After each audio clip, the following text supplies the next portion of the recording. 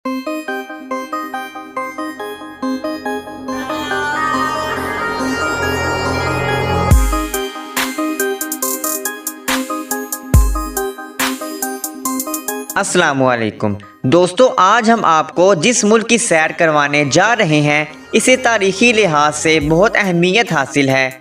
ये मुल्क 4500 कबल मसीह से वाक़िया है।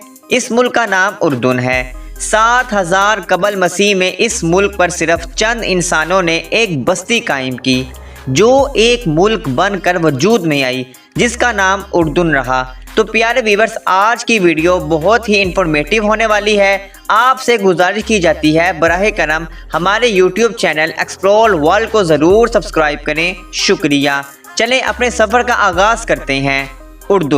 उर्दून का कुल रकबा 79,342 मुरब्बा किलोमीटर है और ये पूरी दुनिया में 110वें नंबर पर आता है। ये एशियाई ममालिक में 32वें नंबर पर शुमार होता है। इस मुल्क की कुल आबादी तकरीबन 1,02,98,300 अफराद पर मुश्तमिल है। इस मुल्क में 3,04,00,000 फ़लस्तीनियों को शामिल नहीं किया गया। ये वही फ़लस्तीनी हैं जो फ़लस्तीन से हिजरत करके उर्दून मुकीम होने के लिए आए थे। जब उर्दून काबिज़ ममालिक से आज़ाद हुआ तो उर्दून और इसराइल के दरमियान कशीदगी पैदा हुई और हल्की फुल्की जंगें भी हुईं, लेकिन बाद में मामलात नरम हो गए। लाखों की तादाद में फ़लस्तीनी हिजरत करके उर्दून मुकीम हो गए और उर्दून ने इन अफराद को अपनी शोहरत भी दी, लेकिन अब ये शोहरत इनसे वापस ले ली गई है। उर्दून में इसराइल के खिलाफ मुजाहिरे नहीं किए जाते और ना ही कोई अखबार और टेलीविज़न इस पर किसी खबर को शाया कर सकता है।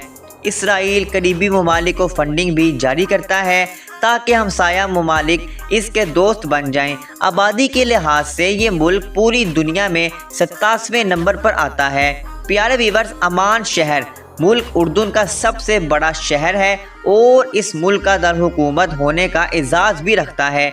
ये शहर 1600 मुरब्बा किलोमीटर पर फैला हुआ है। इस शहर की कुल आबादी 4,07,000 लोगों पर मुश्तमिल है।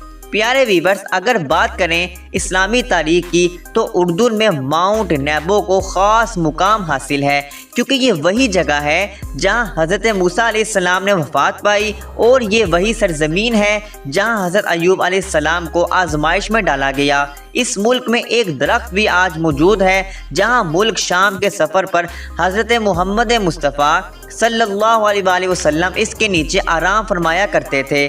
उर्दून एक मगरबी एशियाई मुल्क है जिसका मुकम्मल नाम हाशमी मुमकिनत उर्दन है। इसका दूसरा नाम जॉर्डन भी कहा जाता है, जिसे अंग्रेज़ी ज़ुबान में भी बोला जाता है। प्यारे व्यूअर्स, जॉर्डन एक अरब मुल्क है। उर्दून दरियाए उर्दून के मशरिक में वाक़िया होने की वजह से इसका नाम उर्दून रखा गया। यहाँ इस बात पर भी हम गौर करें कि एक लफ्ज़ ओमान है और एक लफ्ज़ ईमान, यानी ओमान सऊदी अरब और दुबई के दरमियान एक मुल्क है, जबकि अमान उर्दून का दारहुकूमत और सबसे बड़ा शहर है। उर्दून तारीख़ी लिहाज से बहुत ही कदीम मुल्क माना जाता है। उर्दून की एक पुरअसरार और तारीख़ी शहर में 4400 साल कबल मसीह के वाक़ियात मिलते हैं। शहर में एक ऐसी 4400 साल कबल मसीह की इंसानी तहजीब के आसार मिलते हैं जो अपनी ज़िंदगी को इस जदीद दौर के मुताबिक गुजारते थे जिसमें हम रहते हैं, जिसे तारीख़ में अल-बन्नात भी कहा जाता है। इसमें रहने वाले अफराद को नबातीन कहा जाता है। इन अफराद का ताल्लुक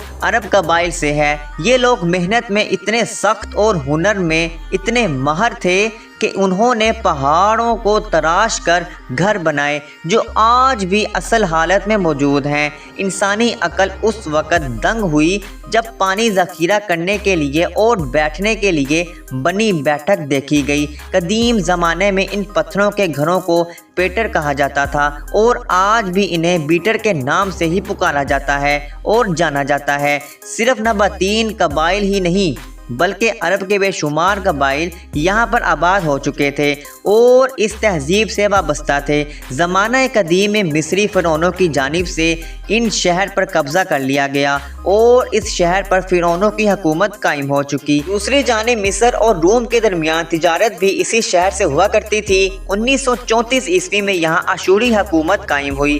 626 قبل مسیح میں یہاں بابلی سلطنت کا راج تھا، جس کا بادشاہ بخت نصر تھا، جس نے یہودیوں کو اپنے پیروں کی مٹی چٹوائی اور ان کی جڑیں تباہ و برباد کر دیں۔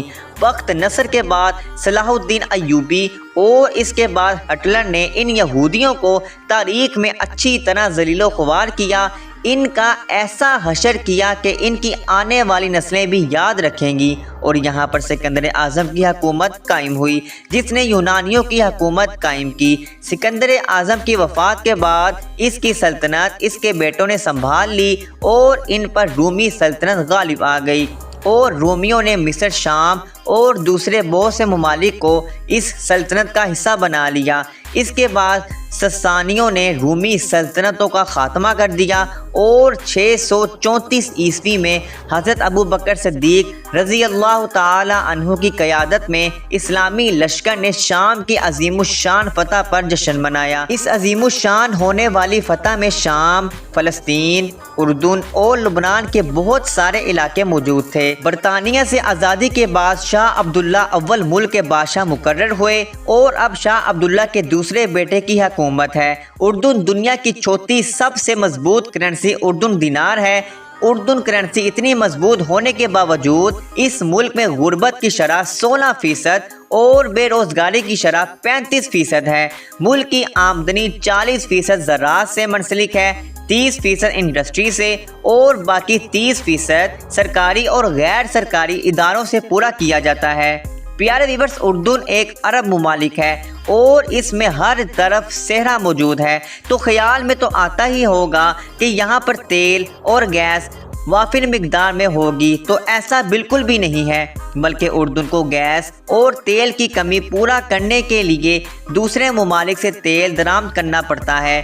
تیل اور گیس کو ہمسایہ ممالک سعودی عرب سے درآمد کیا جاتا ہے۔ اردن میں لاکھوں لوگ سیاحت کی غرض سے اس ملک میں آتے تھے۔ جب اردن نے امریکہ سے خفیہ معاہدے کیے تو بہت سارے عرب ممالک سے عربی باشندوں نے اسے دوری اختیار کر لی۔ اس وقت سیر و تفریح کرنے والے افراد میں 80% تک کمی ہو گئی، لیکن اس کے بعد اردن نے بھی ان مسائل پر بہت غور کیا۔